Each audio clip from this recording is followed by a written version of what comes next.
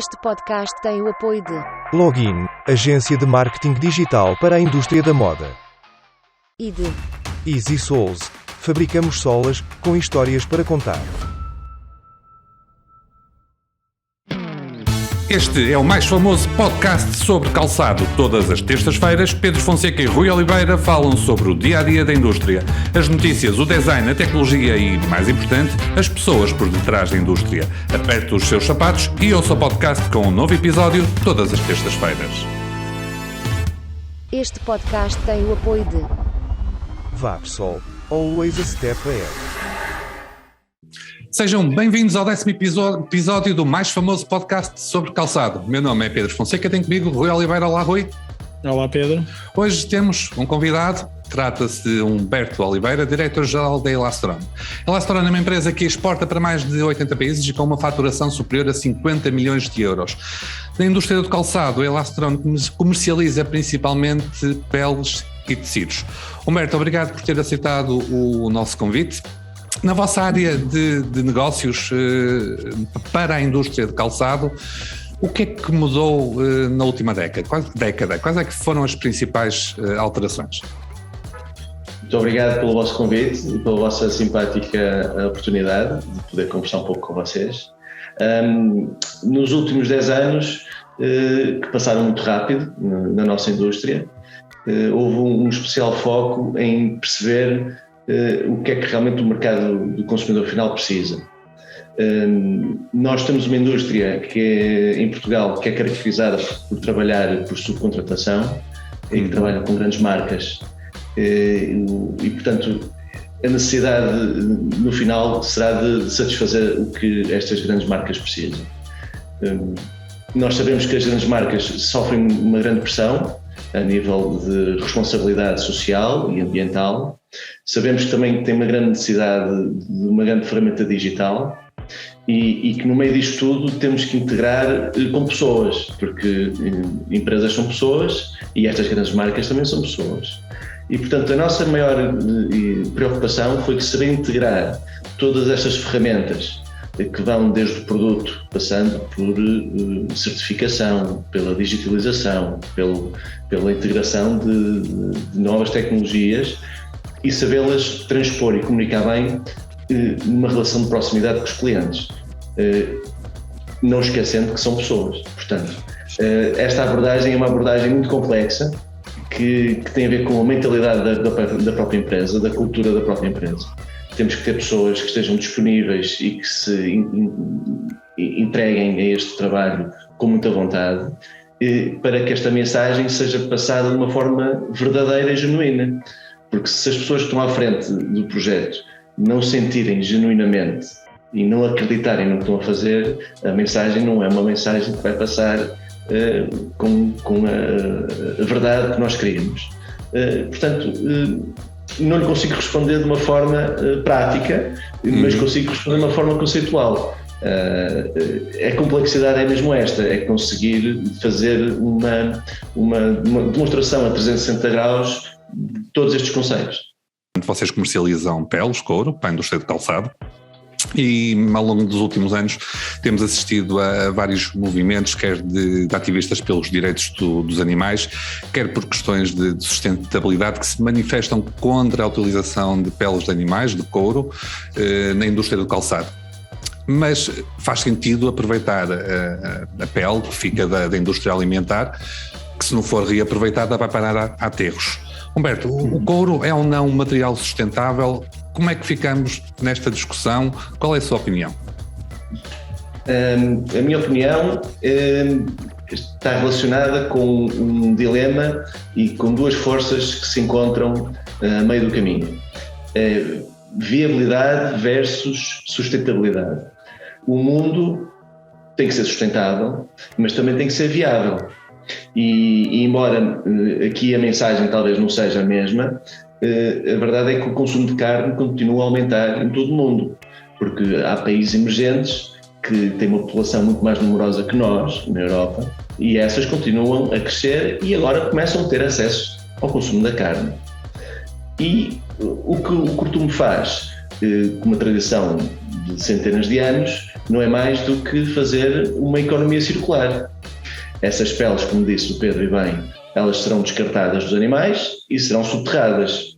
Elas vão contaminar os solos e vão contaminar, e se não forem subterradas podem ser o foco de doenças e de grandes problemas de saúde pública.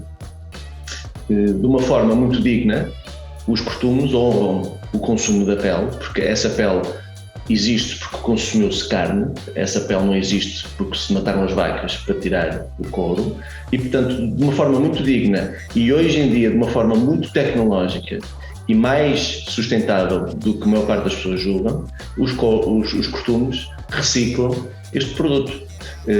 Para ter uma ideia, o costume com que nós temos uma parceria já há mais de 20 anos, que é um dos maiores grupos do mundo de pele, hoje em dia 98% do desperdício do couro, portanto já estamos a falar do couro, que é um desperdício, e 98% do desperdício dessa transformação é completamente utilizada não só para a energia, mas para a indústria alimentar, para a indústria de transformação para sabonetes e para cosméticos. Portanto, existe hoje praticamente um rácio de 98% de total utilização desse couro. Esse couro que é transformado, e só para ter uma ideia também, no nosso costume, está provado cientificamente que, seguindo a receita que nós tecnicamente conseguimos apurar, 91% do nosso couro, uma vez depositado no solo, é 91% biodegradável. Portanto, o impacto ambiental será também muito mínimo, muito reduzido. Os outros 9% serão degradados como tudo na natureza, não é? Umas coisas mais rápido, outras coisas menos rápidas, mas até o aço é degradado. Daqui a 2 milhões de anos o aço será degradado, não é? Não estamos a falar desses prazos, mas hoje estamos a falar de uma indústria que está tecnologicamente muito avançada. Esses movimentos que diz, eles são importantes, porque são movimentos que também fazem pressão na economia, fazem pressão na ciência e nos próprios costumes que têm que avançar tecnologicamente para soluções mais sustentáveis. E eu volto a falar deste equilíbrio, portanto, viabilidade versus sustentabilidade. Não podemos só falar de sustentabilidade, porque a sustentabilidade, se nós quiséssemos ser radicais, seria impraticável a 100% e com custos altíssimos para a nossa economia. Dentro do razoável. Rui, vou-te passar a palavra para algum comentário que queiras fazer e para uma pergunta ou outra para fazeres ao nosso convidado. Sim, Pedro, obrigado. Eu mais que a conversa sobre sustentabilidade é sempre muito agradável e naturalmente que é um prazer ter cá Humberto, que é alguém que nesta indústria do calçado conhece muito bem por dentro a realidade das empresas e também é alguém que é muito ativo nesta procura de soluções ecológicas e soluções sustentáveis e de certa forma também encontrar aqui um caminho para a redução da pegada ambiental através das suas representadas naturalmente. Eu acho que mais do que falar sobre a questão da sustentabilidade, parece-me importante cada vez mais perceber se a sustentabilidade é uma tendência ou se não é uma tendência. E atualmente a sustentabilidade não é propriamente uma tendência, a sustentabilidade é algo que é obrigatório. Nós vamos todos ter que caminhar no sentido de produtos, de técnicas e de processos mais sustentáveis, porque mantendo naturalmente o consumo de recursos que existe no nosso planeta, vamos chegar a uma fase em que será absolutamente inevitável que tenhamos que contrariar este mesmo consumo e teremos que recorrer a estas soluções. E a sustentabilidade tem de facto cada vez mais entrado nas empresas como algo em que todas as equipas têm que de certa forma estar preparadas e habilitadas a conhecer essas soluções, estes produtos, e de forma simples entender que a sustentabilidade é a criação desse equilíbrio entre aquilo que é a proteção do ambiente e a sua dimensão económica e social. Portanto, é um trajeto que me parece que é absolutamente inevitável, mas é um trajeto que nem sempre tem sido acompanhado da mesma forma por todas as marcas ou até mesmo por toda a cadeia de fornecedores. E parece-me a mim importante também falar que a sustentabilidade em si é algo que tem que ser debatida na sua gênese. Falarmos de sustentabilidade, mas depois recorrermos a produtos altamente tóxicos que têm uma componente de plásticos ou que têm uma agressividade química nas peles, seja em que tipo de produto for. Se falarmos de um produto sustentável só porque reduzimos uma percentagem de composição de um material, mas depois temos que transportar esse produto da Ásia para o Médio Oriente para a Europa, da Europa para Portugal, quer dizer, a sustentabilidade acaba por ir por água abaixo, porque aquilo que nós estamos a fazer é não mais que não encontrar um equilíbrio entre aquilo que é a pegada ambiental. Sim, e eu acho que é aqui... Força, Humberto. Não, ia complementar, porque tu disseste é verdade, complementado com o fast fashion em vez do slow fashion. Exatamente. Porque se as marcas querem fazer coisas sustentáveis, mas querem lançar mais coleções, mais produtos e incutir nas pessoas. Comprem. Exatamente. Portanto, realmente então estamos a pescadinha de rabo na boca, porque fazer com que as pessoas compram mais, vai haver mais produção, vai haver mais transformação, vai haver mais pegada ecológica. Se quisermos optar por uma fibra de ananás, que é uma fibra que se fala muito, mas vamos ter que se calhar depois desflorestar grandes extensões para fazer plantações de ananases, o que é que estamos a fazer, não é? Exatamente. Ou se falarmos só do algodão, por exemplo, 1 kg de algodão orgânico precisa de 700 litros de água. 1 kg de algodão orgânico precisa de 700 litros de água. Relação custo-benefício, não é? 1 quilo de poliéster precisa de 20 litros de água. Exatamente. Portanto, estamos a falar de dimensões completamente diferentes e mais uma vez é um equilíbrio e é uma questão de mentalidade, porque exatamente. Se o público também não ajudar mas nós queremos que ele compre, não é? Porque o meu emprego, o emprego do Rui, estas marcas todas, nós trabalhamos do consumo, não é?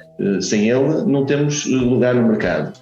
E portanto isto é um problema de fundo. O cliente não é altruísta, ele é egoísta, ele quer comprar mais, melhor, mais bonito e mais barato e portanto tem que se encontrar aqui um equilíbrio.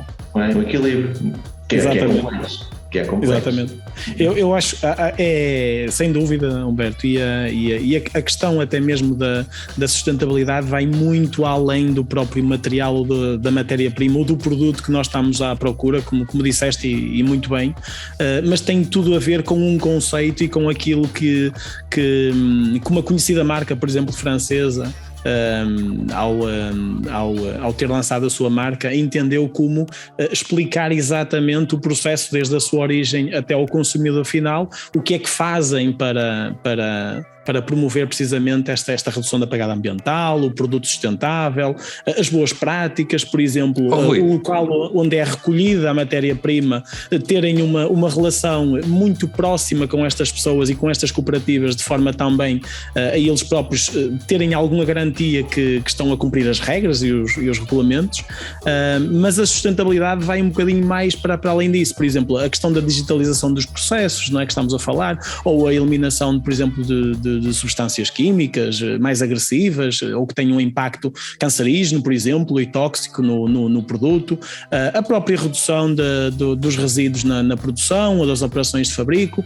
Tudo isto são formas de garantir a sustentabilidade. Portanto, quanto maior for a utilização de energias renováveis, por exemplo, na própria produção, é mais um caminho no sentido da sustentabilidade. Portanto, a sustentabilidade é todo tem que ter um sentido lato. Temos que perceber que isto é todo um sistema, a adoção de um sistema também produtivo que vai para além única e exclusivamente da aquisição de um produto e de uma matéria-prima, e da responsabilidade social, como disse bem Humberto, também das próprias empresas em poder até sugerir isto aos seus clientes.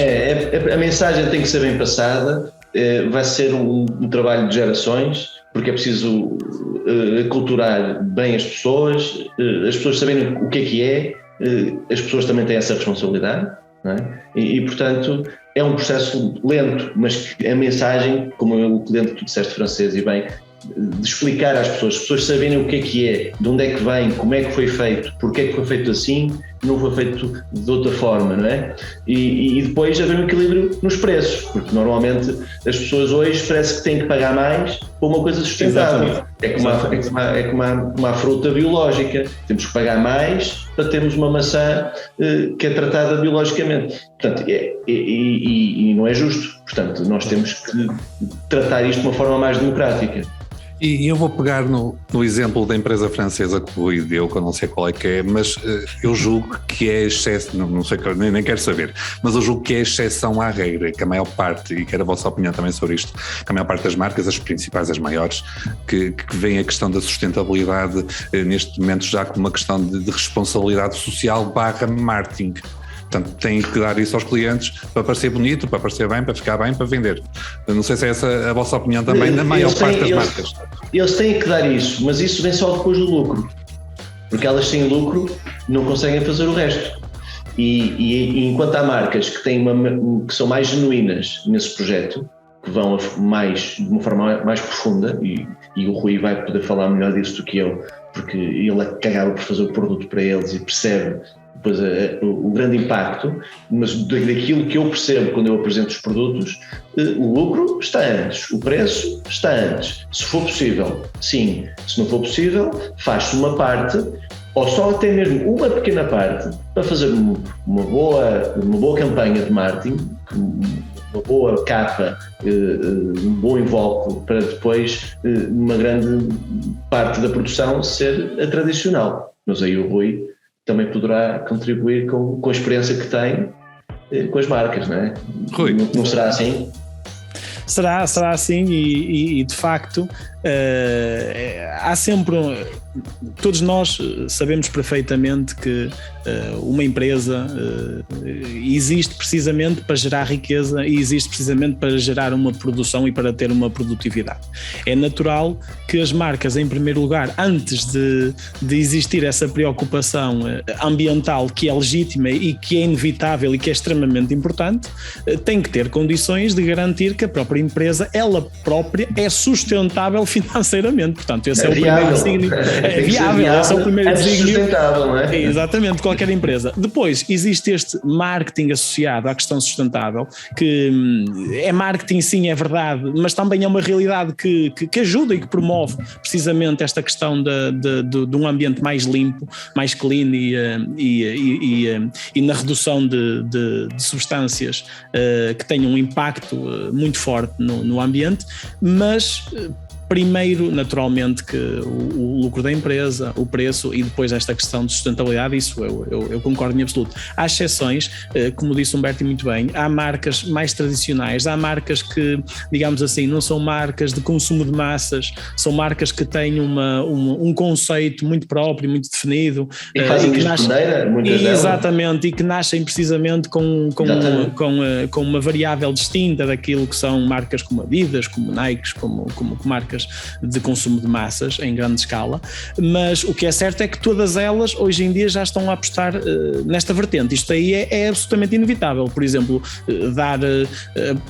a Decathlon, sabe-se que, passando a publicidade, sabe-se que obriga já à fabricação com colas à base de água. Portanto, isto é apenas um dado específico de tantos outros que vêm ajudar naturalmente esta questão de sustentabilidade. Mas depois há toda uma alteração de processos que leva a que as próprias empresas também tenham que reinvestir e investir nos seus recursos, nas suas pessoas, na formação das próprias pessoas para terem esta acessão à sustentabilidade. Por exemplo, às equipas, digamos assim, administrativas que fazem a parte de certificação da ISO 14001, que é a norma ambiental, que é cada vez mais uma norma que está-se a tornar cada vez mais necessária à grande parte das empresas, porque obedece, claro, a um conjunto de regras e de normas que vai garantir à indústria no seu todo e essa empresa em particular que lhe conferem um selo verde, digamos assim. E normalizar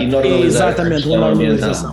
Rui, pegando no que tu disseste da certificação ambiental na ISO 9001, 14001, nós no fundo estamos aqui a chegar à conclusão que a maior parte dos clientes finais, quando vão comprar uma roupa que diz lá algodão sustentável ou roupa sustentável, estão a ser enganados. E, portanto, a maior parte deles estão, quer dizer, é greenwashing, estão a ser enganados. É 10% sustentável e o resto às tantas é feito, sei lá bem, como nós já aqui falamos em alguns processos. Não podemos generalizar, mas em muitos casos... Em muitos casos é. O cliente, o consumidor final, não sabe. Portanto, vê ali uma etiquetazinha, qualquer coisa a dizer sustentável, mas é ou não. E essas certificações ambientais não poderão ajudar o consumidor final a saber exatamente o que é que compra, não passará por aí o futuro próximo? A certificação dirá mais respeito naturalmente ao processo produtivo ou à empresa que fabrica aquele bem, portanto não terá aquele impacto direto naquilo que é a escolha de materiais. Rui, mas nós já temos o RCS e o GRS que exatamente. Dizem exatamente a parte têxtil. E que já está a ser muito aplicado agora no calçado, pela informação que eu tenho. Há muitas empresas já... E o Humberto está perfeitamente por dentro desta questão. No calçado está a ser agora muito implementado, já há algumas empresas que têm essa certificação. E isso, julgo eu, e corrija-me se estiver errado, o consumidor final consegue ver na etiqueta lá a dizer, portanto, certificação não sei das quantas, e sabe exatamente aquilo que está a comprar a nível de sustentabilidade e a nível ambiental, correto? Só há aqui uma questão, Pedro, é que não existe policiamento algum. E, portanto, e como não existe nenhum tipo de policiamento, isto só fica para quem é sério e quem não é sério. Exatamente. Porque dizemos que temos uma certificação, seja ela GRS, e depois entregarmos ao cliente uma outra coisa qualquer que o coitado do cliente não sabe, porque acredita que é GRS. E assim ficamos.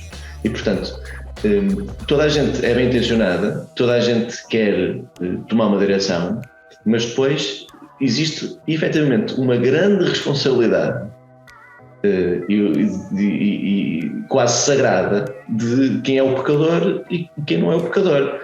E aqui é que depois tem que se separar o trigo do joio. Portanto, enquanto não houver este policiamento, enquanto não houver uma instituição neutra que faça um policiamento e que consiga perceber a rastreabilidade dos produtos e que vá às empresas ver, então é certificado, e onde é que estão estes produtos certificados? Eu vou retirar agora aleatoriamente do vosso lote estes produtos e vou ver se o que o senhor diz é verdadeiramente aquilo que está a vender. E depois, isto é um processo muito complexo, portanto, resta-nos a ter alianças sérias, comunicações muito sérias e ter uma credibilidade no mercado que seja, portanto, que seja realmente admirada pelas pessoas, porque é o que resta, porque de resto estamos entregues à verdade de cada um. E este policiamento que referiu e exigência, no fundo, que também passa muito por aí, pelo que eu sei, também vos peço a vossa opinião, em países asiáticos, por exemplo, está longe de ser o que é aqui na Europa, por exemplo. Este policiamento tem que ser pelas próprias marcas. Concorrência injusta. Não, este policiamento tem que nascer pelas próprias marcas e vamos voltar outra vez às marcas que são realmente sérias e que acreditam exatamente. Neste tipo de política, porque elas próprias contratam isto com os fornecedores e dizer, eu quero de tempos em tempos ter a liberdade de ir portanto, às vossas instalações e fazer uma amostragem aleatória e perceber se isto é verdade. E depois o Rui também deverá saber que há marcas que dizem mas não fazem, há marcas que só dizem que gostavam mas pouco lhes interessa, e há marcas que realmente fazem. E no fundo, para muitas marcas, o facto de ter lá certificação não sei das quantas, já é suficiente para se desresponsabilizarem. Correto? Corretamente.